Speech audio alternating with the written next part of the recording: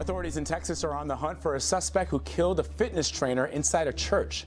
Here you see in this surveillance video a man dressed in SWAT gear. The victim is a 45-year-old mother of 3. She was an amazing woman.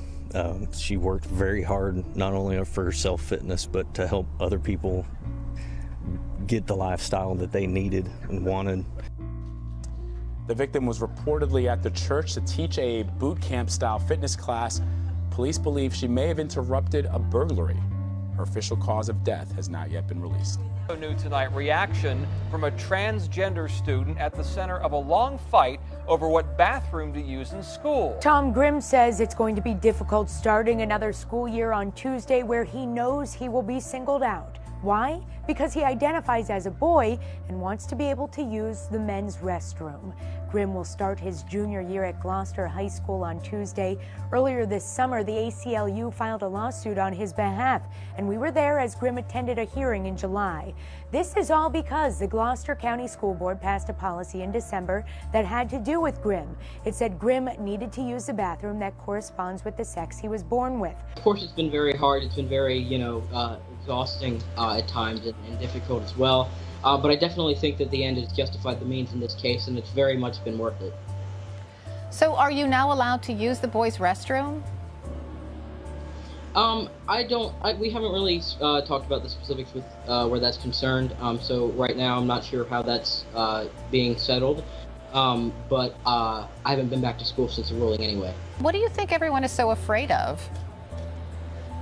I'm not sure, because when you consider certain, arguments or what have you, it doesn't really stand up to scrutiny.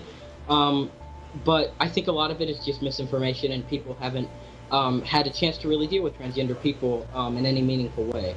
Do you envision a day, one day soon, where we won't have to talk about which restroom you'll be able to use? Yeah, certainly. I think it's very unfortunate that we had to talk about it in this case, but hopefully this ruling will make steps towards the future where that won't have to happen anymore. To the Supreme Court now, where a controversial case is getting argued before the Supreme Court. At issue, President Obama's immigration plan, which would block the deportation of millions of undocumented immigrants.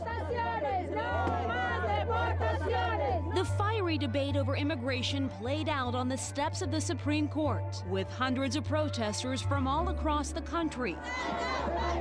Inside, the justices listened to intense arguments over whether the president has the authority to not only shield more than 4 million undocumented immigrants from deportation, but also grant them the right to work and receive benefits like Social Security and Medicare. The 8 justices appear divided along ideological lines. The conservative justices seem to side with Texas and the other 25 states suing the administration for executive overreach. Justice Anthony Kennedy said it's as if the president is setting the policy and the Congress is executing it. That's just upside down.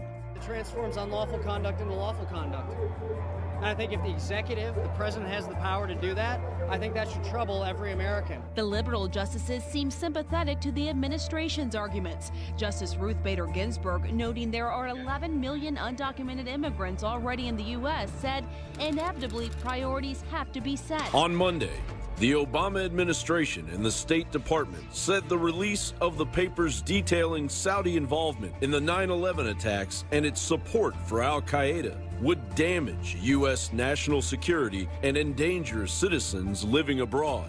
Both the Obama and Bush administrations have refused to release the papers stored in a guarded vault beneath Washington, D.C. The FBI has also refused to unseal the documents. It needs to be classified. Former director of the FBI, Robert S. Mueller, said in a secret meeting. The White House has threatened to veto legislation that would release the documents. It's difficult to imagine a scenario where the president would sign it. White House spokesman Josh Earnest told reporters on Monday.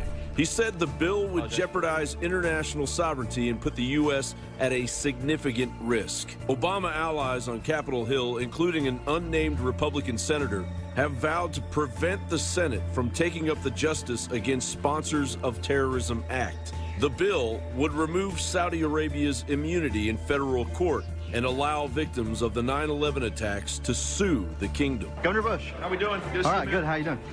I was wondering, would you be in favor of seeing the 28 pages that have been redacted from the 9/11 Commission report? Would you be wanting to see those released? Yeah, I'd like to see them. You got them? Well, Andrea may have him. Hopefully we can get him. In order to have the bill move forward, Senate Majority Leader Mitch McConnell would need to file procedural motions. 60 votes are required to have the bill move forward. After 9/11, it was clear that the Congress was going to be called upon to conduct some form of an inquiry as to what happened. The decision by the leadership was to combine the intelligence committees of the House and the Senate into a single body. For the first time in the history of the Congress, that had occurred. On April 10th, the former chairman of the Senate Select Committee on Intelligence and co-chair of the Bipartisan Joint Congressional Inquiry into the 9/11 attacks, Bob Graham, told CBS News he believes Saudi Arabia was behind the attacks. What I'm trying to tell you is, so what? We did not invent corruption. Graham said support came from the Saudi government, charities, and rich people in the country. He said that support was downplayed because of the special relationship between the United States and the Saudi Arabian kingdom. The evidence is overwhelming. For example, here's Donald Rumsfeld chomping at the bit to keep the momentum of the New World Order's tyrannical soft war moving. We haven't had an attack here in 5 years. Hell, the perception of the threat is so low in the society that it's not surprising that the behavior pattern reflects a low threat assessment. And the same thing is in Europe. There's a low threat perception. Correction for that, I suppose, is an attack. Building 7, I often hear about. No plane hit Building 7. Why did Building 7 come down? What do you tell people? What is Building 7? Building 7. I have no idea. I've never heard that. We must never forget our fellow Americans that paid the ultimate price in a bid to end the American way, quarterbacked by a protected elite class now blackmailing the U.S. government by threatening to sell off $750 billion in U.S. assets. This obvious and inflated admission of guilt by the Saudis begs the question, how much are the 2,996 innocent fellow American lives that perished on 9/11/2001 worth to you? What's going on, Betty? Betty, talk to me.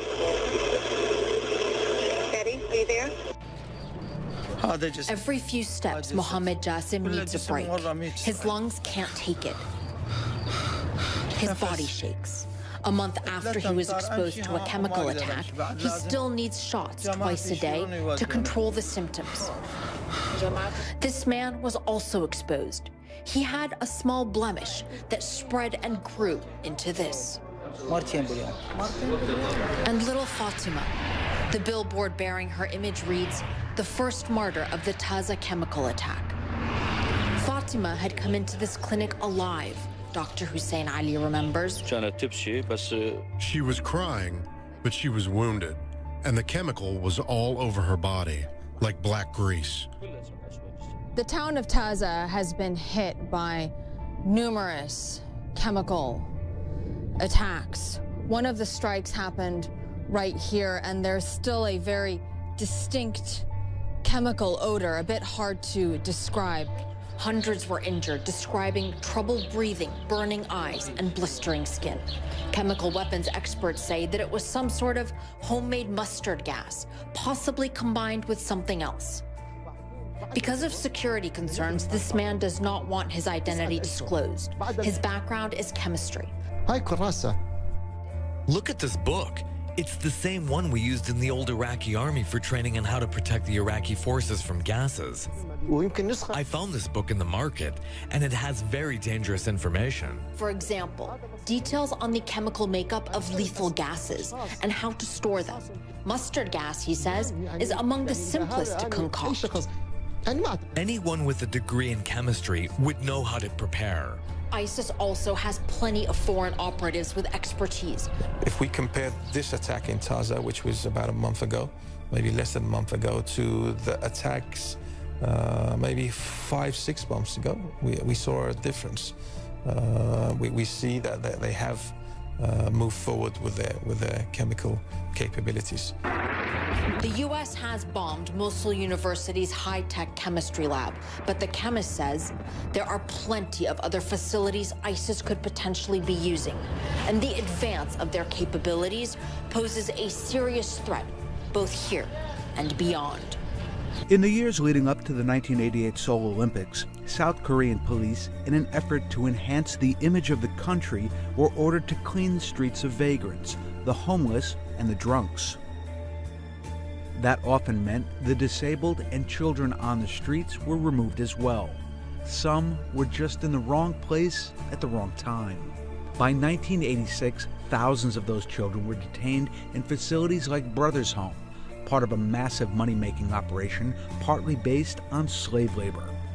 Internal records claim 513 people died there between 1975 and 1986. The real toll is unknown. 누군가 하나는 달라들고 하는 사람이 있다. 왜 이게 됐고 하냐 하면서. 근데 그 본보기도 하나 죽이. 진짜 이 입에서 거품이 올라오죠.